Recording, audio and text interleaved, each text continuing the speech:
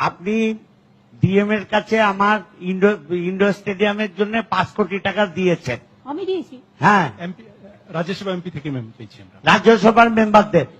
হ্যাঁ, তো আমি করে ওই- দিতাম, সেটা হয়নি ম্যাম এখনো। সেটা ডিপিআর দিদি 21 কোটি টাকা লাগবে। 14 কোটি টাকা। 14 না, কোটি। দেবো না। I can't. তোমার ভাগ্য ভালো যে একটা রাজ্যসভার এমপি 5 কোটি মাত্র টাকা, 5 কোটি দেওয়া আছে, কেটে দেবো 1 কোটি দেবো। চ্যাংরামো চেটে কমিশন খেয়ে না ঠিক হয়ে যাবে। একটা স্টেডিয়াম করতে 14 কোটি লাগে, তোমরা আমাকে শেখাচ্ছ এসব? আমার তো মাথা গরম হয়ে যাচ্ছে।